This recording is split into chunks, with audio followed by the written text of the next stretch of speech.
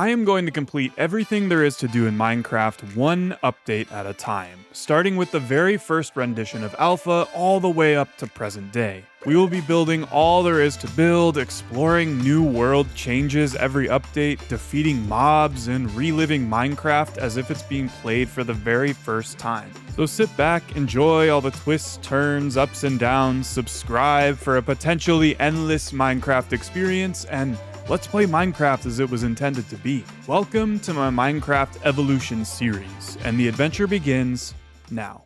I am so excited to get this series going. This is the world we are starting in and using for the rest of this series, which could take years catching up to the present day. Better get used to this landscape, you'll be seeing it a lot. We are starting in Alpha version 1.0.17, which encapsulates all of the Alpha 1.0 content. I thought about starting in InfDev, but I actually have another video planned someday involving InfDev, and I think starting in Alpha 1.0 is a clean way to kick things off, considering InfDev has like 30 or more tiny updates to sort through. I immediately got concerned with lag and crashes because if you didn't know, old Minecraft is super buggy. One of the main issues with this stage of Alpha was leaf decay, and I kept finding random saplings on the ground. Hopefully this doesn't cause a bunch of lag with buggy leaf decay happening all over the world. I also found my first sugarcane, which actually wasn't called sugarcane at the time. For quite a while they used to be called reeds, which I'll be saying from now on until the name was changed in beta 1.2. I found probably the most important first day resource in Alpha as well.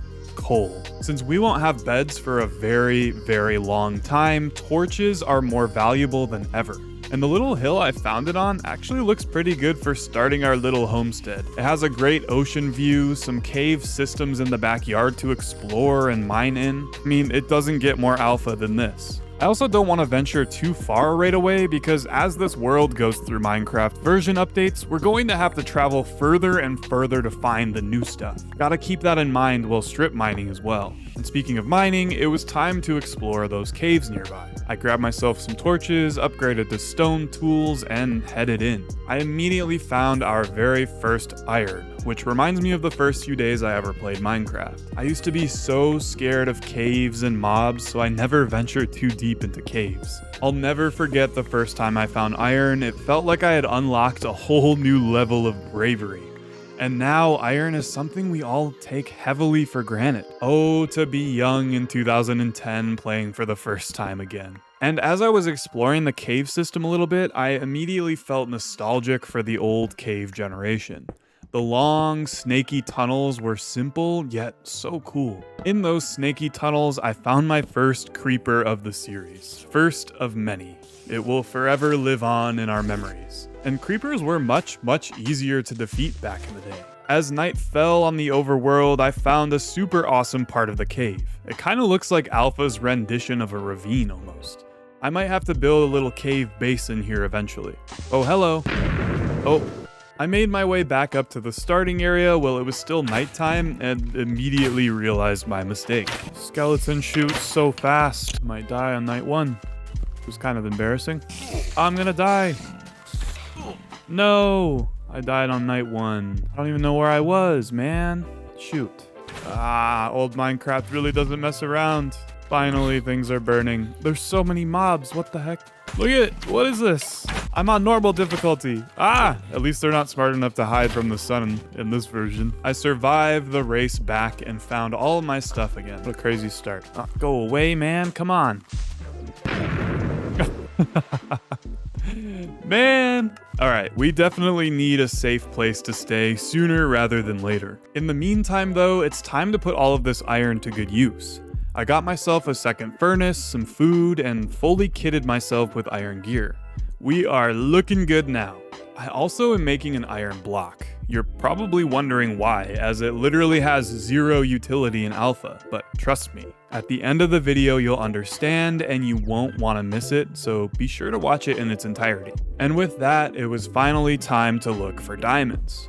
There's no coordinates in this version of alpha, so to find diamond level we have to first reach bedrock. Whoa, I just found a hole in the bedrock.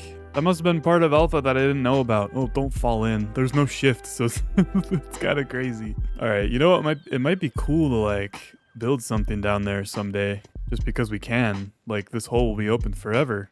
Knowing that this is y equals 0 means I can count up to 12 to find the optimal diamond level of the time. And soon after starting my first strip mine, I found redstone, which I totally forgot existed in this version. I wonder if it even works the same way. Shortly down the way, I found our first diamond ever in the series. It was only one, but we'll remember this moment forever.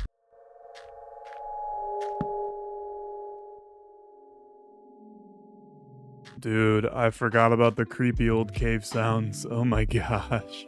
Alright, pretty good first haul. We got quite a bit of redstone, 1 diamond, which is kind of sad, but we'll get more. When I went back to the strip mine, I found another bunch of diamonds after clearing some annoying gravel. The one time gravel is actually useful. Here's a secret. I am actually on the hunt for 9 diamonds. Why? For a diamond block, of course. It has to do with the secret surprise I hinted at with the iron block. Stay tuned. Gold.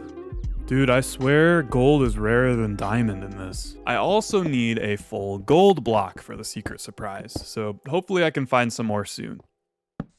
Ah. Oh my gosh. I found the rest of my 9 diamond goal at the end of this cave. Only gold is left. Dude, not having shift is so scary. Hopefully we get shift in the next update. Really shouldn't be risking my life based on what I have in my inventory right now. No, I just need 1 more gold for the full block. Come on, man. Yes, oh, okay. Man, the Minecraft gods are on my side today. Let's go. Upon leaving the cave, the sun was coming up, and man, it's a beautiful day. We'd already accomplished a lot of the available content in Alpha 1.0. I was feeling good, and so I made my diamond block.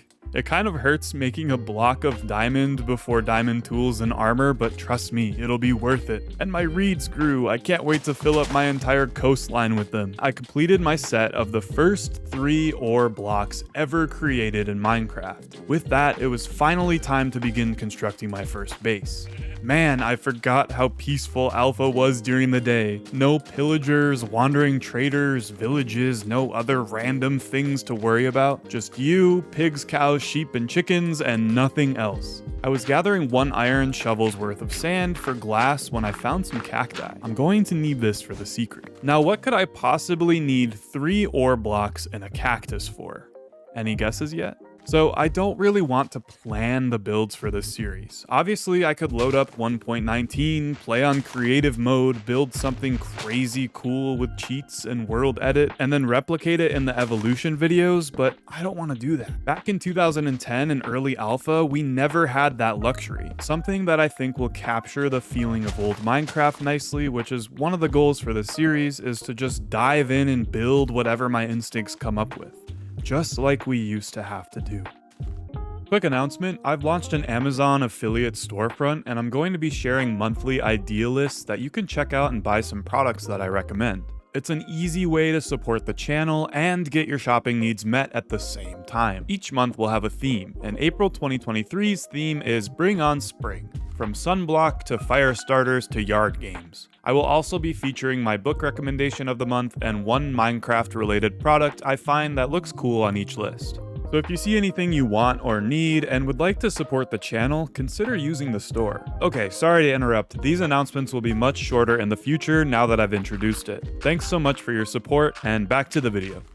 It was finally time to begin construction of the starter house. I'll admit, building at night was possibly the worst idea I've ever had though. Whoa, dude, it's a spider jockey. Dude, I think those are super rare in alpha. Holy, what the heck? I mean, we have to kill it, right? Let's go. Oh, I thought he was gonna be stuck in the air. That was crazy. Knock, knock, no one's home. Oh no. Well, that's annoying. Look at him go. It's a rave. But actually, I want to keep building, so if you guys could just not. Finally, with the mobs out of the way, I finished the frame of the house. It's looking as alpha as ever. Oh, and I quickly realized stairs were so buggy in this version. Not only did they not place the correct way literally ever, they also have the weirdest hitbox and drop as a cobblestone block instead of a stair block when broken. Oh well, I guess we're not gonna have a fancy roof. I now understand why every alpha house has a square roof. I then needed some fences for the patio, and it took me like 10 minutes to realize the fence recipe was different back then. I gotta say, I like the new recipe way more. I got the patio done and realized you can't put torches on top of fences yet. I'll do that when I get to the update that allows it. You also can't stack fences on top of one another, so my patio will go supportless for now.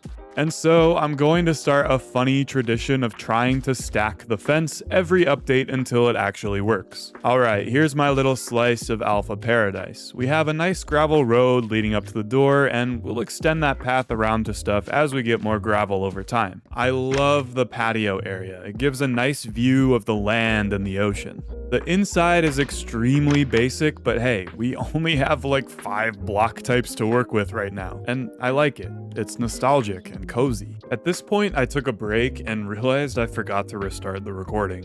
My next goal was to get a diamond pick, and well, I did. And don't worry, I only lost 5 minutes of footage because there was a 5-block diamond vein that was literally only a dozen blocks into the new strip mine.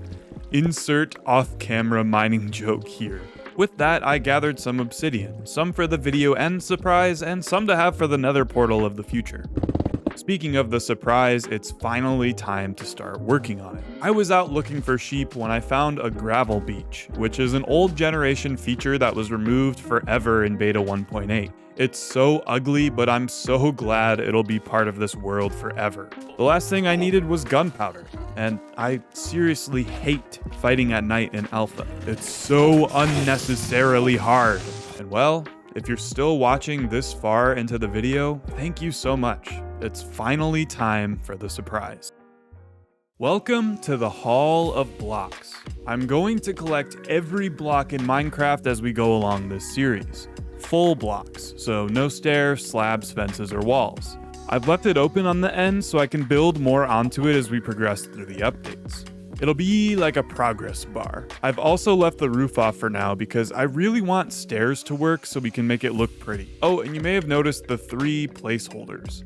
I didn't get brick or clay because in Alpha 1.0, clay is literally rarer than diamonds, so I didn't want to spend hours looking for it on the overworld. The generation will be fixed, and then we'll fix the placeholders. Also, mossy cobblestone for a similar reason. I could spend 30 plus hours finding a dungeon in this version, or I can wait until I get lucky and find one eventually anyway. So while I didn't technically get all the blocks this version, I'm making the executive decision to move the series along.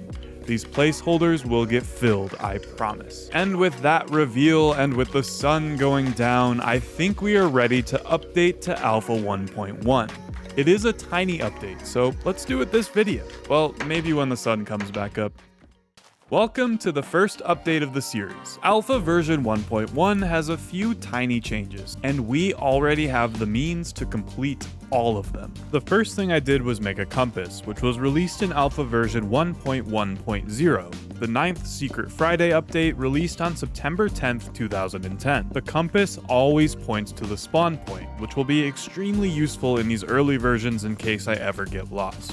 In version 1.1.1, the fishing rod was released, although hilariously it has 0 function in this version, and it was made stackable at first for some reason. Both its function and stackability were updated in the very next update, but I'm going to see how long the fishing rods stay stacked. I'm keeping them in this chest forever until it breaks. And I got sneak!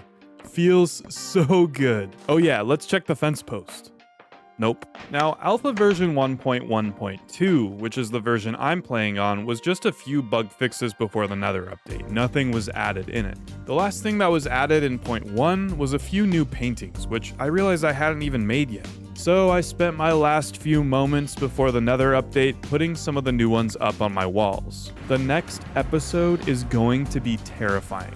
The Alpha Nether is unforgiving, extremely hard, and unsettling. Don't forget to like the video if you made it this far. Thanks for watching this one, and I hope to see you all there next time.